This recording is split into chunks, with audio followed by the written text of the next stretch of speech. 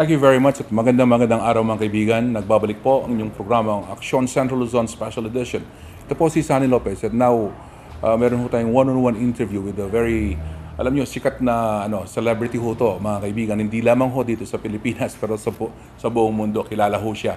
At kilala rin ho ang kanyang pamilya dito po sa gitnang Luzon dahil when you talk about the Aquinos here, you remember Ninoy Aquino, siyempre nandiyan si Cory, nandiyan ang ating presidente ngayon, si Noynoy Aquino. Of course, our special guest for today is Bam Aquino. Welcome to the show, Mr. Good day. Bam. Magandang araw, Sunny, sa mga nakikinig ho sa atin, nanonood. Magandang araw po. Okay, so first time, no? New Year. Kumusta po yung bagong taon nyo? May asawa na kayo ngayon, di ba? Meron na. First Christmas and New Year na meron pong asawa. So, it was very good. Very nice naman po. We spent our New Year po sa Ilocos Norte. Yung family ho ng aking asawa doon po nagbakasyon, kaya sumunod ho kami. At syempre, habang nandun, bumisita na rin po sa mga iba't ibang mga fiesta, mga ganyan. But we're really looking forward to 2013, no? Kasi alam niyo naman po, this is an election year and I'm running for the Senate. So kahit paano, parang you're very anxious already, no? Gusto mo nang magsimula yung election period para matapos na rin kaagad, no? But I'm very hopeful for 2013. I hope it will be a good year. Or you're not new to this, right? You were born sa politics, oh, right? well, hindi new in the sense na marami na ho tayong kampanyang nasalihan. No? In fact, the first time po tayo nagsalita sa entablado was when I was 6 years old, in 1983, nung kakapatay pa lang po kay Tito Ninoy. No? Yes. So at that time, di ho yun kampanya, ano po yun, no? Protesta. Yes. Dahil pinoprotesta po natin yung pagkapaslang sa kanya. Doon po nagsimula yung aking pananalita sa harap ng mga tao. And after that, of course, yung campaign ni Tita Cory naman for the presidency in 1986. Pagkatapos po niyan, almost every election, meron po tayong role no, na ginawa.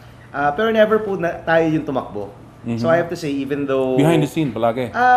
Well, sometimes substitute, no? Dakilang substitute or intermission number. Noong bata kasi ho ako, kapag may... Kunyari po, yung mga malalaking politiko nagsasalita, sometimes kailangan nila ng konting intermission number. Magpapasilita sila ng maliit na mataba na 6 years old na nagkukwento po tungkol sa kanyang tito dun sa mga tao.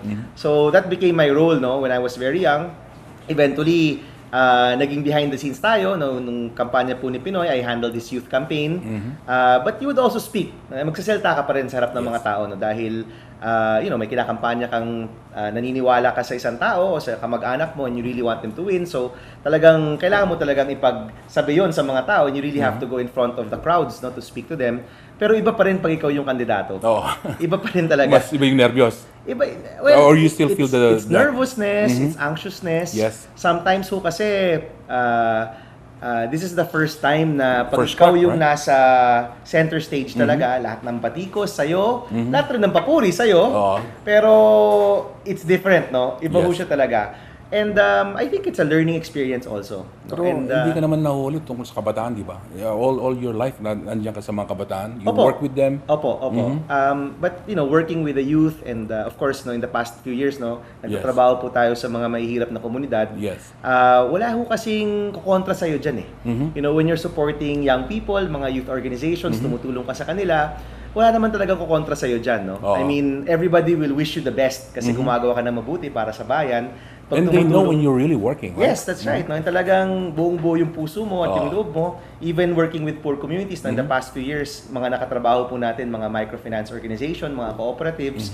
Siyempre, pag sinasabi mo yung trabaho mo, mga tao, sinusuportahan ka, mabuti na ginagawa mo yan. Pero pagdating sa politika, hindi mo pa sila kilala, kaaway mo na. Tama. Or sometimes, may bumabati ka sa'yo, sa loob-loob mo, hindi nga nila ako kilala pa, kaaway na kaagad. That's what I found na yung mga ibang taong galit rin kay Pinoy, automatically, galit rin sila sa akin. And to be frank, nung unang beses po na lumalabas yung mga ganyang balita, naninibago talaga ako noon. No? Pero ngayon, carry ko na. Mas sanay na tayo ng konti. And you just really have to understand na, in this type of elections, all you can do is present yourself. Ano yung pinaglaban mo na, ano yung gusto mo pang ipaglaban, and hope na yung taong bayan, yun rin yung gusto nilang ipaglaban mo para sa kanila. Okay, so what do you want to push, given a chance to be there sa Senate? Anong gusto mong ilaban doon? Well, alam niyo po yung trabaho ko po for the past so many years has been working with poor communities, no? Yes. Kung paano po pagandahin yung kanilang mga livelihood, yung kanilang mga negosyo. We work with microfinance organizations, mga cooperatives, mga NGOs, iba't ibang bagay upang yung mga kababayan ho natin meron mas mapagkakitaan para sa kanilang Oo pamilya. nga. Kasi ngayon sinasabi nila, all the journals, economic journals, sinasabi umaasenso yung Pilipinas. Opo. Pero paano natin mapapakaskade dyan sa yung sinasabi mong sektor? Exactly, no. In fact, pag nakikita po natin yung economic progress natin na second highest in Asia ho tayo ngayon next to China, yung sunod diyan paano aabot po yung progresong 'yan dun po sa mga mahihirap na komunidad.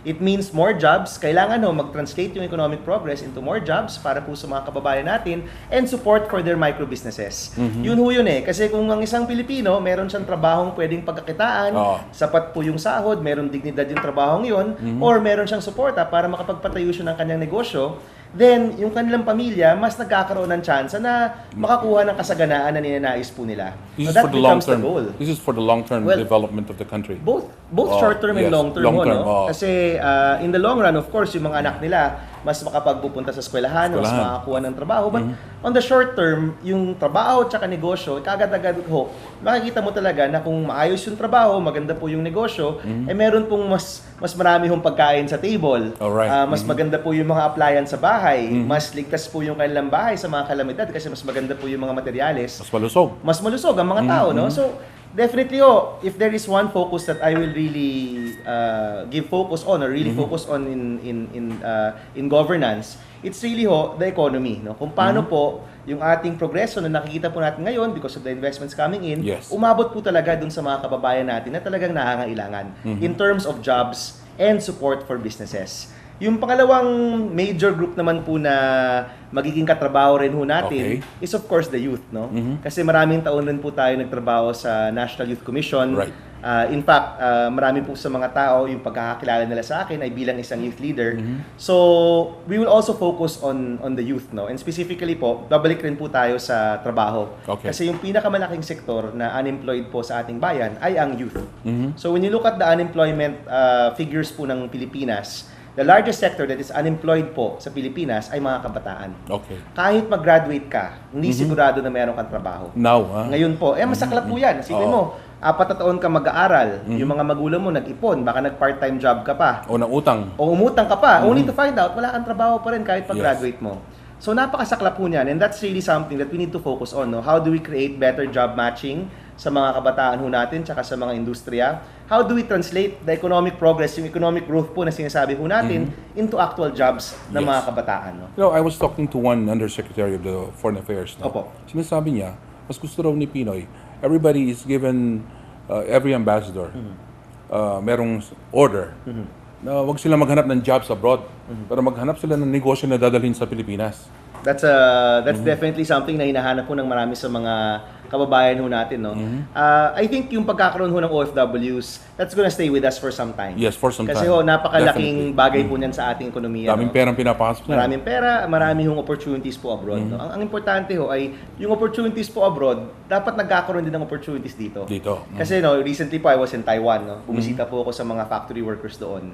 Lahat sa kanila, isa-isahin mo po yan. Wala ho sa kanilang gustong tumira po talaga sa Taiwan. Everybody wants to come home. Lahat po sila. Kaya lang, wala silang makukuhang trabaho dito na ganun po yung sweldo.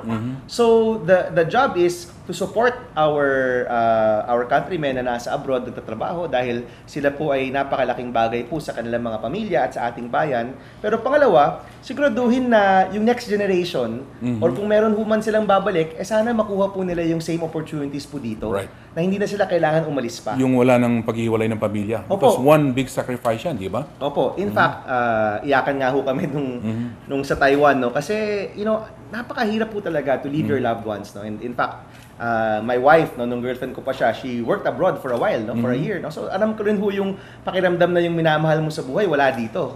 So, it's really hard, no? Mahirap po talaga. And to do it, dahil walang opportunities dito, talagang napakasaklap po niyan. That's really something we need to work on and focus on. Kaya, pag sinabi ho natin, we want to create jobs here, hindi lang ho siya mga trabahong basta-basta. No? These are jobs which can really provide for the families po ng mga kababayan ho natin na hindi na ho nila kinakailangang umalis po sa ating bayan. It may take maybe 5 years or 10 years, no? Pero kailangan simulan na po yan, no? Create more opportunities in the Philippines, more jobs here, para yung mga kabataan ho natin, mas magkakaroon ng opportunities dito at baka hindi na sila kailangan mag-ibang bansa. Okay, we have a Clark Report Zone. Ganyan ang gusto mangyari, no? Magdala ng mga nangangalakal dito para hindi na umaalis yung mga kababayan natin. Si Presidente Pinoy nagpupunta sa abroad para maghanap ng opportunities, no? So, how can we further strengthen yung mga free ports natin para we will be able to lure more businessmen to come in?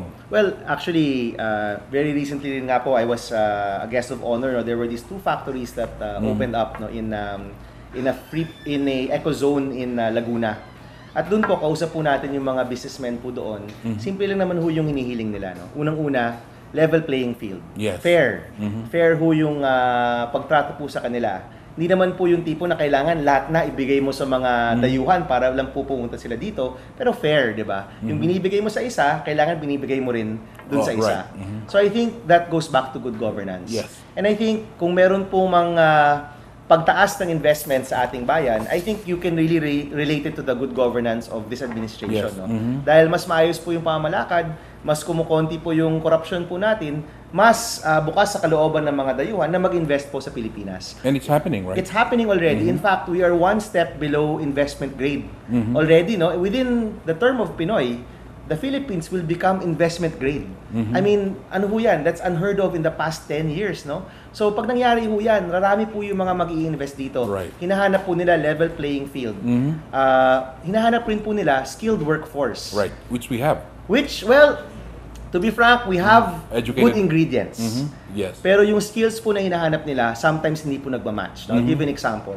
May mga call centers nagbubukas. Yes. At yung ano matawag nila doon, yung parang yung acceptance nila na mga nag-a-apply is only at 5%. Tama ka dyan. Napakababa. Nangyayari sa Clark yan. Nangyayari rin po sa Clark.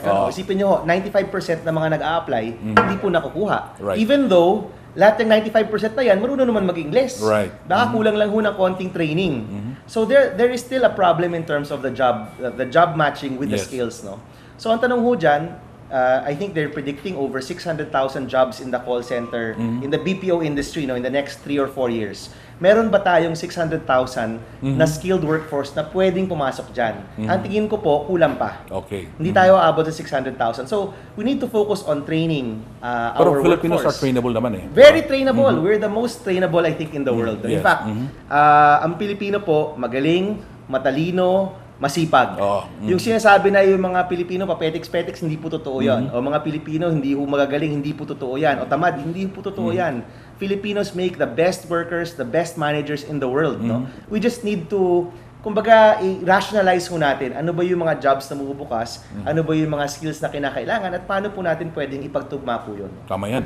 Ngayon, pero ikaw, summa cum laude ka, no? Opo. Tapos, meron kang konting problema kasi masyado kang tisoy. Di ba? Okay. Paano mo gagawa ng paraan yan? Ano ba yun? Ito na ho yun eh. What you see is what you get eh. Yan naman talaga yan. Pero yung ugali, nakisalamuha ka na. Opo, actually, nakisama ka na. You know, I'll tell you a story. Nung last January, almost exactly 1 year ago, Okay. yung kasama ko po sa Switzerland, si Tony Meloto, yung head po ng Gawad Kalinga. Siya po yung nagtayo ng Gawad Kalinga. We were both in Switzerland dahil pinasalita po siya tungkol sa Gawad Kalinga. Pinasalita po ako about our social enterprise, yung Happy Noy program. We were both speakers in this worldwide conference. At magkasama po kami ng breakfast, no? Kaming dalawa lang po nag-uusap. Naging 4 hours po yung breakfast naming dalawa. Nagkukwento po siya. Sabi niya, alam mo ba, kukunti lang yung mga pwedeng umabot sa Senate na merong experience na nagtrabaho talaga sa mga mahihirap na komunidad. Tama. Kukunti lang yan. Marami dyan, pwede naging congressman, naging legislator, naging artista, naging broadcaster. Pero yung masabi mong community organizer, yung nagtrabaho mismo sa mga mahihirap na komunidad, kukunti lang yan. Doon niya sinabi sa akin, kaya dapat ikaw isip-isipin mo na yan. Sabi ko sa kanya, Tito Tony, seryoso ka ba sa usapan natin? Sabi niya, seryoso ko. You should really think about it. Sabi niya ganyan. And he was one of the first people who really said, pag-isipan mo talaga tumakbo sa mas mataas na posisyon. Kasi kukunti lang yung mga umaabot dyan na alam mo talagang nakapagtrabaho mismo dun sa mga poor communities natin. Saka siguro, marami sa mga habol, hindi 10 Outstanding Young Men of the Philippines awardee, 10 Outstanding Sa buong mundo, di ba? Opo, opo. 10 outstanding young persons of the world. Opo. Last year lang yan, di ba? This year ho yan. Oh. Opo. Ay, sorry, last year, no? Batong 2012. Siyempre po, nasa 2012 pa yung utak ko. No? Last year po yan, November 20. Actually, nung nakwento ko po yung sa Taiwan, yan po yung, I went to receive that award. Pero naisip po namin dumaan muna sa mga factory workers po natin sa Taiwan. Okay. No? Ang kwento naman po niya, nung 2010, nakatanggap po tayo ng TOYM, which is the 10 Outstanding Young Men of the Philippines Award, in the category Community Development and Social Enterprise. So again, back to community work Yes, po, no? yes. Interestingly enough, that was 50 years after Tito Ninoy received this TOYM. Alright. So, konting historical, historical note. So, nung nakuha po natin yung TOYM award, marami po tayong kabatch dyan, no? Si Senator Cayetano, kabatch po natin. Okay. Si, Sino sa mga Cayetano? si Alan Peter ho. Si Alan Peter, okay. Si Sani Angara, Congressman Angara, Yes. also received the TOYM on that year, no? And tatlo ho kaming tumatakbo ngayon sa Senado. Right, sabay-sabay. So, maganda ho yung batch namin, no? Si Harvey Ke, the founder of Kaya Natin, Yes. also received the TOYM on that year, no? So, very, marami hong mga kaibigan. Pero dalawa ho sa amin, dun sa batch na yan, inakyat po yung mga pangalan sa international level. Ako po, tsaka si Dr. Edsel Salvania, na isang HIV/AIDS advocate. Yes. And, well, I don't know kung sino pa po sa kanila yung inakyat na pangalan, pero kaming dalawa po, umabot po sa international level. And very happy to say that 2 out of the 10 outstanding young persons of the world for 2012 ay nanggaling po sa Pilipinas. Ako po, tsaka si Dr. Malaking Edsel distinction Salvania. yan, Opo, And, I was very happy po to receive the award, no, to be frank. Hindi ako hindi ako mamamlastic dito. Mundo Tuwan-tuwa po ako nung nakuha ko po yung award, no. Oo. Sabi nga ho nung asawa ko, honey, of the world ka na ngayon. Sabi niya ganyan, no. Pero sabi ko naman sa kanya, more than an award for myself, Yes. it's an award for our organization. Kasi po yung ginagawa po naming serbisyo sa Happy Noy program, yung pagtulong po sa mga maliliit na negosyante, mga Yes. sari-sari store, local producer, pagsama po namin sa mga microfinance organization, mga Yes. kooperatiba, yun po yung in-award nila. Hindi lang naman po si Bam Aquino yung na-award po nila. Okay. They awarded the work that When we you had talk done. about the small entrepreneurs, Opo. do you have the intention of putting them together Yes. in the future for them to become yung talagang makikisabayan Opo. na sa negosyo? In fact, that's the spirit of our program. No? So, ang kwento lang po niyan is nung 2001, I entered government in the National Youth Commission. By 2006, umalis na po ako sa National Youth Commission. I ended there as chairman. At pagkatapos po nun, I found myself relatively unemployed. Kasi umalis ka sa gobyerno, head of agency ka na, wala kang trabaho. Pero buti naman po na yung kaklase ko nung high school, si Mark Ruiz, no, we were both classmates in high school and in college. He was working for Unilever Philippines. At naisip namin na magtayo ng isang negosyo na nakakatulong sa mga tao. Wala pa yung term na social enterprise, no? Because eventually people would say, "Oy, social entrepreneur kayo." No, but at that time, very simple lang, no? Negosyo pero nakakatulong sa mga tao. And little by little, pinalaki po namin yung negosyong yon at tinawag po naming Happy Noy program. Na kung saan, yung mga pinakamaliliit na mga nagninegosyo na miyembro ng aming microfinance partner or cooperative partner, pinagbubuklod-buklod po namin, pinagsasama-sama namin, in-organize, nagbibigay po kami ng training, ng financing, at pagkatapos po no, nililink po namin sa mga mas malalaking kumpanya. Whether in terms of purchasing, dahil ngayon mas malaki na yung kanilang pwedeng bilhin, kaya mas malaki na po yung diskwento nila, or in terms of programs, bagong produkto na pwedeng ipasok sa kanila, mga marketing programs na pwede pong ipasok sa kanila, dahil ngayon, organisado na po sila. Nakaka-manage pa yun sa gastos sa middleman, no? Opo, actually, yung kita sa kanila pa... Sa kanila ho diretso. And aside from that, yung mga hindi ho magawa ng isang napakaliit na negosyo po noon, for example, sari-sari store. Hindi naman ho yan pwedeng kumatok sa pinto ng Smart Communications at humingi ho ng marketing program. No? But ngayon na 1,000, 2,000 na po sila, they can already come together to these big companies at kumuha po ng mga marketing programs. Mas mapakikinggan. At naisip po namin, kami po yun. No? Kami po yung nagbe-bridge doon sa mga maliliit and empower doon sa mga mas malalaking kumpanya, no? To create that supply chain na hindi lang ho yung malalaki yung nakikinabang, kundi pati yung mga maliliit na negosyante nakikinabang din po. Okay, you're a good communicator. Thank you. Pag senador ka, dapat kailangan yan, di ba? Opo. Kailangan yan. Maintindihan ng ating mga kababayan, lalong-lalo na yung mga sinasabi mong gusto mong matulungan talaga. Opo. Yung mga programang gusto mong ihatid sa kanila. So, hindi tayo magkukulang diyan. Well, alam niyo po, isa naman ho yung idolo ho natin dyan. That's No. Tito Ninoy, no? Si Tito Ninoy po, I have to just mention this lang. I was 6 years old when he passed away. Yes. Actually, never ho kami nagharap ng ganito. No? Never. May mga kwento po yung magulang ko na nung 3 years old ako, dinadala ako sa kulungan, sa Fort Bonifacio, when he was still in jail. At lolokohin niya po ko noon, tong baby na to, dito na lang to, wag niyo nang pauwiin, ganyan. No? But I don't really have any memories po, no? Hindi ko talaga siya na-meet. But nung namatay siya, sobrang laking bagay po noon sa aming buhay. It really changed our lives. And Drastic, no? Drastic. And from that time po na namatay siya, all the way until even recently, talagang yung mga speech niya, binabasa ko talaga, yung mga videos niya, pinapanood ko. And he really became such a big part of my life. And ang maganda po niyan is bago pa nauso ang internet, bago nauso ang mass media in the way that we know it now. No? Yes. Si Ninoy Aquino ho would already create yung mga speeches niya, may mga booklet siya, pinamimigay niya sa mga estudyante, pinamimigay niya sa mga tao to communicate what he was trying to fight for, no? What he was fighting for, what he was trying to say. Kino-communicate ko niya talaga yan. He was ahead of his time. Very much ahead of his time. And also 35 years old when he was senator. He was the youngest, di ba? Youngest in history.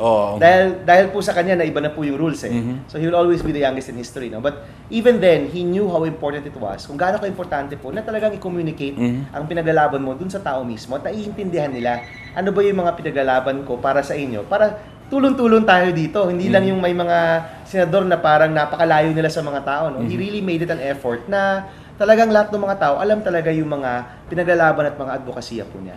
Pero may difference siguro sa advokasya nyo. Noon talagang pagkikipaglaban, di ba? Opo. Demokrasya, but you're on a different tone now. Very different. Very different. In fact, some people Same have manner, asked, probably. medyo iba rin ho na content, to be honest. No? May mga ibang nagtatanong, sabi, si Ninoy, pinaglaban kalayaan ng Pilipinas. Si Cory, pinaglaban demokrasya. Si Pinoy, pinaglalaban good governance. Bakit ikaw, Bam, nag-focus sa negosyo? Sa trabaho, sa negosyo? And I think, simple naman po no? Yung tawag po ng panahon, nung panahon po na sila yung nandyan, are those things. No? Panahon po ni Tito Ninoy, Tita Cory, kalayaan, demokrasya. Panahon po ni Pinoy, good governance. No? And I think ngayon, yung pinaka-focus dapat natin bilang isang bayan, ngayon po na maayos po yung ating administrasyon, maganda naman po yung takbo ng ating national government, is really to focus on paano natin pagagandahin yung mga buhay ng mga kababayan natin. How do we put more food on the table? Paano po tayo makakuha ng mga trabaho na merong dignidad, proud tayo sa mga trabahong ito, merong career path na pwedeng gawin talaga, pwede mas maging masagana yung mga pamilya dahil sa mga trabaho at negosyong tinatayo po natin. I think that is really the focus now. Paano labanan ang kahirapan sa ating bayan? Ikaw na yan, ha? Well, that's been my work for the past so many years already. At yun po yung gusto nating mas makita pa sa lahat ng parte ng ating bayan. No? If we want to see these programs, these successful programs na talagang nakakatulong sa mga kababayan natin, gusto po natin makita yan sa bawat barangay sa ating minamahal na bayang Pilipinas. Hindi lang po sa ilang mga lugar. No? Kung meron pong kabataan, gagraduate ng K-12 or ng college or kahit po siguro nakapag-vocational course, dapat po meron trabaho naghihintay sa kanya. Kung merong isang kababayan natin, asawa ng isang magsasaka, gusto po niya mag-extra income at gusto po niya magtayo ng negosyo, dapat meron siyang pwedeng mapuntahan, magbibigay ng kapital, magbibigay ng training, yung mga produkto po niya ay madadala po sa merkado. Yun po yung talagang kailangan natin bigyan ng focus talaga ngayon. And that should be not just my advocacy, but advocacy nating lahat. Tulong-tulong tayo. Tulong-tulong po tayo dyan because that's where your yung skill mo sa communication papasok eh. To get people to do what you intend them, yung objectives mo para hopefully po na we can work together, focus on this kasi po yan nung panahon po na mabigat po yung mga kalaban natin, we always won because of people power. Never naman ho tayo nagkaroon ng malalaking pagbabago sa ating bayan na hindi po kasama yung taong bayan. Tama. Na hindi yung taong bayan mismo yung nagsabi, hindi, dito tayo. The leaders were there to inspire, no? But at the end of the day, yung taong bayan pa rin mismo yung nagsabi na kailangan ito yung patutunguhan ng ating bayan. And I think ngayon, yun na naman yung tawag sa atin. How can we harness people power? Paano pwede magtulong-tulungan yung mga Pilipino? Pero ngayon, upang labanan naman ang kahirapan. Hindi lang po yung pansarili nating interes o interes ng mga pamilya, pero yung pangkalahatan. How can we as a people really progress? Tama. Na hindi lang ho yung ilan yung nakikinabang, kung hindi pati po yung mas nakakararami, yun po yung nakikinabang. No? Okay, magbe-break muna tayo. Okay. Hindi ako nahihirapan dito sa interview ito. Babalik po kami pagkatapos ng mga paalala.